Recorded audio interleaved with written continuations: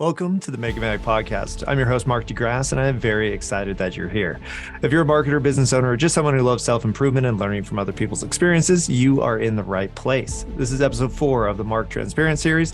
I started the series to give everyone an insight into who I am and why I think the way I do. My goal is to give you the courage to do so yourself. So let's talk about discipline, because discipline, you see quotes all the time about discipline being really positive, having self-control. It gives you the ability to accomplish anything you want. It allows you to resist temptation and keep working, even if you don't like the task, or maybe the activity is boring or unpleasant or some way, then you could actually keep on going. That's what discipline does. But even so, extremism in almost every circumstance is bad. And in the case of discipline, excessive self-control or having an over-controlled personality can be limiting and harmful. Now, first, let's talk about why people think that discipline is awesome. And discipline is good. Having self-control is good overall. There's just a limit to it. All right, so let's talk about a couple of our favorite discipline quotes. You have from Jim Rohn: "Discipline is the bridge between goals and accomplishment." Lao Tzu, the founder of Taoism: "Mastering others is strength. Mastering yourself is true power." Buddha: "It is better to conquer self than to win 1,000 battles." But what if ultimate discipline was actually a bad thing? You could always take little bits and pieces of it, and it's great. You can accomplish a lot. Now, I consider myself pretty disciplined. I could, accomplish things I want to accomplish. I could, set goals, and I won't stop until they get going. Actually, any goal. You could ask my boss, Ryan Dice. He calls me a wind-up car, because as soon as you point me in a direction and say go, there's no stopping what I'm going to do, because I'm just going to keep on going until the job's done. So that's discipline. However, while it's allowed me to sell companies, I sold my original company called My Med Methods to a company called On It here in Austin, and developed products. I've had executive role in 4 different companies. I've done a lot, and a lot of it's been thanks to discipline. I'm just pushing through, keep working, keep going. And you think, okay, I've achieved all these things. I've used that discipline for good. I must be super happy. And discipline didn't make me happy.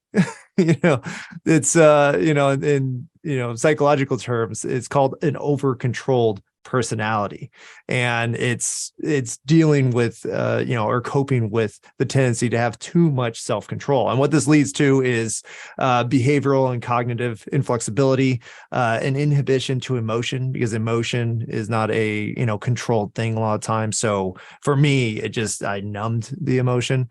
It's a high detail focused processing and perfectionism, where a lot of people think like, oh, perfectionism, you're always trying to achieve the best whatever, which in some contexts is good, but in terms of general happiness and well-being, it's not good. And actually, if you look at the inventors that everybody say, like, oh, look at Thomas Edison, he did 10,000 tests, and wow, he's so amazing for doing that. He had a staff. Could you imagine what he put those people through? 10,000 tests.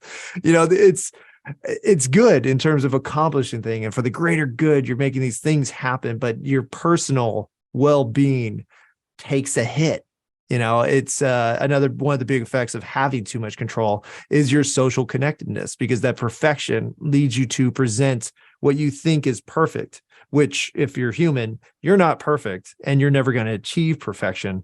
And so you presenting something that looks perfect is deceptive, even if you believe it yourself, which is what I had. I was presenting this shell thing that I made that looked really good to people, and actually prevented me from really connecting very well with anyone. And I'm still dealing with the consequences of being like that for 20 years, because I started acting like that when I was 15, or 25 years. I'm almost 40. But it just gives you some idea, like, okay, all the discipline in the world, achieving all these great things. And when I finally realized that it wasn't leading to what I wanted it to lead to, which was personal satisfaction and happiness and connectedness with my family, then I found that there was a problem. And so you might think, how do you deal with it? How do you, take the next step and keep on growing if you start to realize that maybe you're a perfectionist, maybe you have too much discipline, maybe you're over controlled, and that's preventing you from connecting with people and things and emotions and everything else.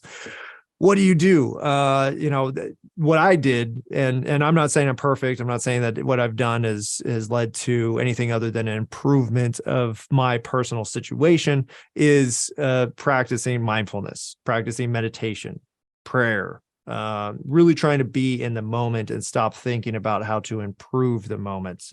If that makes sense, and really examining what I personally like, because even some of the personal likes I have, like I love art. I love everything about art. I love the expression of the individual that makes art. I love being able to appreciate it, being able to interpret it and assign whatever meaning I want to it. Art's amazing. And what my perfectionism and over control led to was saying art is not a productive use of time. And so I turned my love of art into design, because I can make money off of design. I can't make money off of art. And so then I can assign a logical function to art. And so I was not able to appreciate art, but I was still able to be involved in it. And it's way more work than necessary. I could just love art like I do now, and I could enjoy myself with it. Same thing with building little RC contraptions or a bunch of other things that I've recently started to appreciate and enjoy that I wasn't able to before, because I couldn't assign a logical reason for liking it other than I just like it. And that's what my over control led to. So for me, again, the meditation, I do cold dips now with meditation, Wim Hof method. I do prayer. I go to church all the time. I read the Bible. I do a lot of things that force me to be present in the moment and appreciate what's going on right now. And so that's how I did it. But if you think you may have similar tendencies, then explore it, find out. You might be miserable. For me, I just felt numb all the time. And so I realized that as I kept on accomplishing things, that it wasn't leading to higher levels of satisfaction or anything. I just didn't feel anything. And then when I got to, the top level, I'm the president of a company and I have an amazing house and an amazing family and everything's going great. And I still wasn't happy. And so that's when I realized, okay, there's a problem here. And it led me to find out that discipline and over control, while good traits, extremism in those things doesn't lead to happiness. It leads to the exact opposite, or nothingness, which I think is actually worse than unhappiness in a lot of ways. So don't go after nothingness. Identify your issues, address your issues, and try to improve. And for me, it led to everything in the world. So I am much happier now, and I hope you could be happier too if you're a neurotic perfectionist pain in the butt.